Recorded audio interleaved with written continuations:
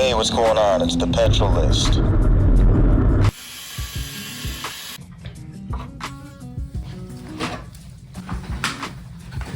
Hey, what's going on? It's your boy Dalton from the Petrolist, and I am back for a little midweek update. I was sitting there trying to figure out, am I going to be inspired to do something midweek? Is there something interesting enough? And lo and behold, one of my buddies sent me an article about a concept car that has been semi-breaking the internet, and that is Mazda's Iconic SP concept. And just right off the bat, it's gorgeous, absolutely gorgeous. It looks a little bit like the old FDRX7 mixed with a little bit of RX8, a dash of NB Miata and ND Miata, a little bit of Ferrari Roma, and just a touch of F-Type for good measure. And it also has pop-up headlights. I don't know how they got away with that for regulations purposes, or rather if they will get away with that. And let's get into one of the I don't want to call it controversial just yet.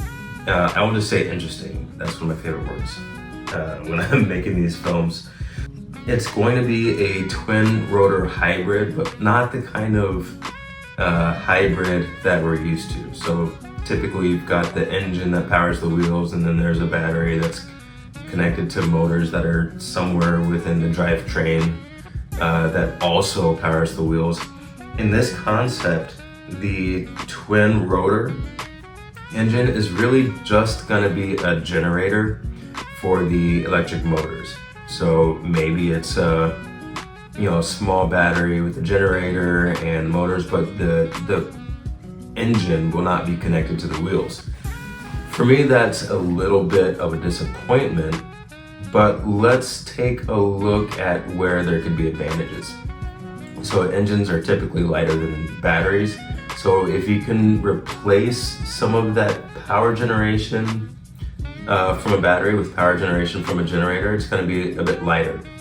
Now, this concept car is 10 inches longer than the current Miata and 10 inches shorter than the old RX-8, so it's not going to be big, and it's going to be about 3,197 pounds. Horsepower is said to be about 365. So it will be quick, it will be, light, nimble, kind of small in stature, which for me is a great thing for a sports car.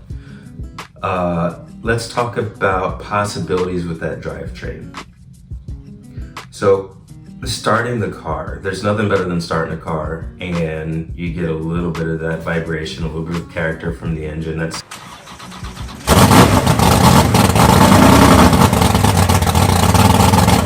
something that's missing from your standard electric vehicle that won't be missing in this one. And this is just me speculating. One of the things that could happen with that rotary engine is as you floor it, as you hit the gas pedal on this new concept car, the electric motors are using more energy, and thusly the generator motor might have to rev a little faster, a little harder. So you might get a little bit of a one-to-one relationship with the vibration of the car from the generator, and so you might get a pseudo gas-powered car feeling, maybe a little gas-powered vibe. I doubt it would be as strong, because then we're talking about, is it going to be any more fuel efficient than a normal car? And then the other thing is this: sometimes these concept cars are just a way of getting public sentiment, getting the response from the public.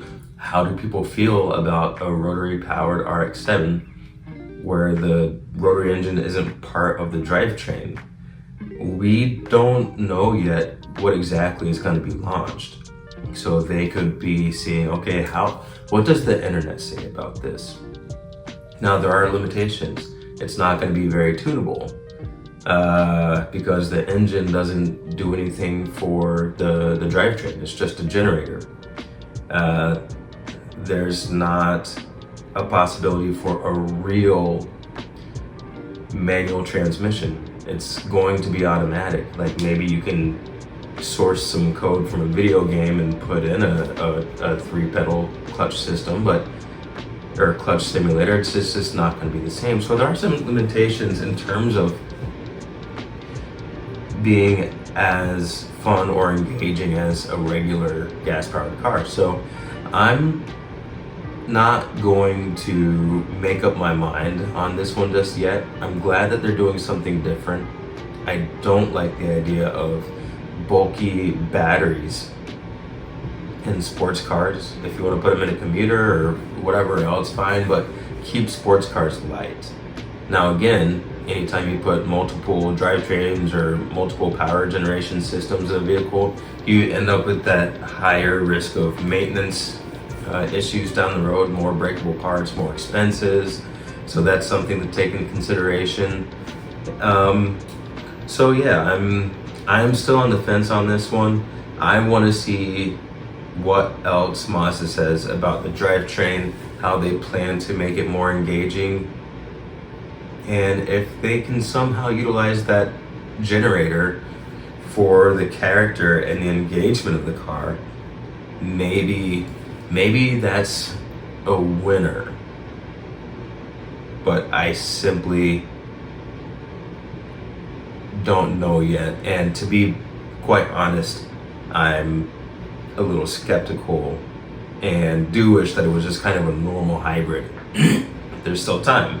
Maybe that happens, maybe it doesn't, but at least for now, it's an interesting car. Now, if we look at Honda, on the other hand, they're coming out possibly with a new Prelude. That is going to be, in concept, a pure EV. That bores me.